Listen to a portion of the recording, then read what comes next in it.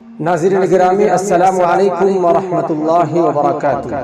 دوستو، آج میں آپ لوگوں کو حابیل اور قابیل کا واقعہ سنانے والا ہوں۔ جیسا کہ ہم جانتے ہیں کہ حضرت حوا رضی اللہ تعالی عنہا کہ ہر حمل میں ایک لڑکا اور ایک لڑکی پیدا ہوتے تھے، اور ایک حمل کے لڑکے کا دوسرے حمل کی لڑکی کے ساتھ نکاح کیا جاتا تھا، اور چونکہ انسان صرف حضرت آدم علیہ السلام کی اولاد میں ہی منحصر تھے تو آپس میں نکاح کرنے کے علاوہ اور کوئی صورت ہی نہ تھی۔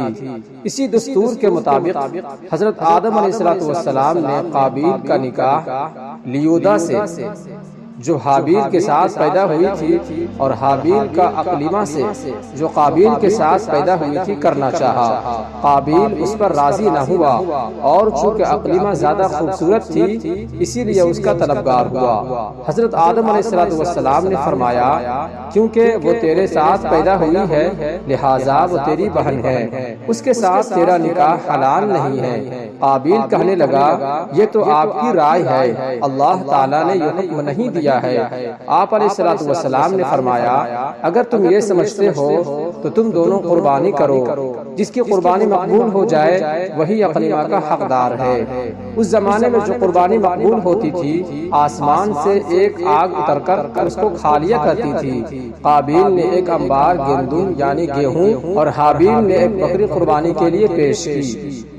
آسمانی آگ نے حابیل کی قربانی کو قبول کر لیا اور قابیل کی گندم کو چھوڑ دیا۔ اس پر قابیل کے دل میں بہت بغض و حسد پیدا ہوا، اور جب حضرت آدم علیہ السلام حج کے لیے مکہ مکرمہ تشریف لے گئے تو قابیل نے حابیل سے کہا کہ میں تجھے قتل کر دوں گا۔ حابیل نے کہا، کیوں؟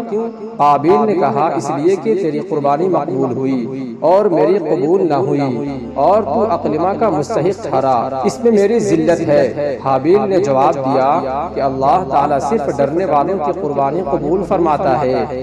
حابیل کے اس مقولہ کا یہ مطلب ہے کہ قربانی کو قبول کرنا اللہ عز و جل کا کام ہے، وہ متقی لوگوں کی قربانی قبول فرماتا ہے۔ تو اگر متقی ہوتا تو تیری قربانی ضرور قبول ہوتی، یہ خود تیرے افعال کا نتیجہ ہے، اس میں میرا کیا قصور ہے؟ اگر تو مجھے قتل کرنے کے لیے میری طرف اپنا ہاتھ بھی بڑھائے گا تو میں تجھے قتل کرنے کے لیے اپنا ہاتھ تیری طرف نہیں بڑھاؤں گا، کیونکہ میں نہیں چاہتا کہ میری طرف سے ابتدا ہو، حالانکہ میں تجھ سے زیادہ قوی اور توانا ہوں۔ یہ صرف اس لیے کہ میں اللہ عز و جل سے ڈرتا ہوں، اور میں یہ چاہتا ہوں کہ میرا یعنی میرے قتل کرنے کا گناہ اور تیرا گناہ یعنی جو اس سے پہلے تو نے کیا کہ والد کی نافرمانی کی، حسد کیا اور خدائی فیصلے کو نہ مانا، یہ دونوں قسم کے گناہ تیرے اوپر ہی پڑ جائے اور تو دوزخی ہو جائے۔ قابیل تمام گفتگو کے بعد بھی حابیل کو قتل کرنے کے ارادے پر ڈٹا رہا، اور اس کے نفس نے اسے اس ارادے پر راضی کر لیا۔ چنانچہ قابیل نے حابیل کو کسی طریقے سے قتل کر دیا، لیکن پھر حیران ہوا کہ اس لاش کو کیا کرے، کیونکہ اس وقت تک کوئی انسان مرا ہی نہ تھا۔ مدت تک لاش کو پشت پر لادے پھرتا رہا، پھر جب اسے لاش چھپانے کا کوئی طریقہ سمجھ میں نہ آیا تو اللہ عز و جل نے ایک کوا بھیجا جو زمین کو کورید رہا تھا۔ چنانچہ ہوا یہ کہ دو کوے آپس میں لڑے، ان میں سے ایک نے دوسرے کو مار ڈالا، پھر زندہ کوے نے اپنی چونچ اور پنجوں سے زمین کورید کر گڈھا کھودا، اس میں مرے ہوئے کوے کو ڈال کر مٹی سے دبا دیا۔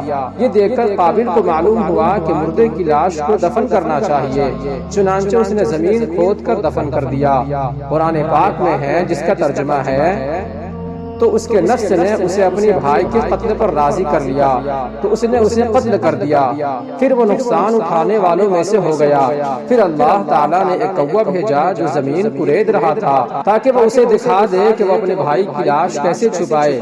کوے کا واقعہ دیکھ کر قاتل نے کہا، ہائے افسوس، میں اس کوے جیسا بھی نہ ہو سکا کہ اپنے بھائی کی لاش چھپا لیتا، تو وہ چھپانے والوں میں سے ہو گیا۔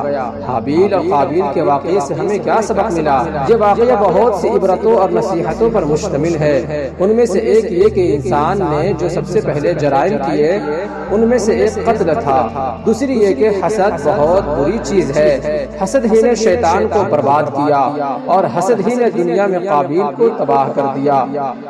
حسد، قتل اور حسن پرستی یعنی لڑکیوں کے چکر میں پڑے رہنا، اس واقعے سے ہمیں تین چیزوں کی مذمت معلوم ہوتی ہے۔ چنانچہ ہمیں حسد، قتل اور حسن پرستی کے چکر میں زیادہ نہیں پڑنی چاہیے۔ امید کرتا ہوں کہ آپ کو یہ واقعہ بہت پسند آیا ہوگا، تو برائے کرم اپنی قیمتی رائے کا اظہار کمنٹ باکس میں ضرور کریں، اور اگر ابھی تک ہمارے چینل کو آپ نے سبسکرائب نہیں کیا ہے، ہمارے چینل کو ضرور سبسکرائب کر دیں۔ تب تک کے لیے ہمیں اجازت دیں۔ السلام علیکم ورحمۃ اللہ وبرکاتہ۔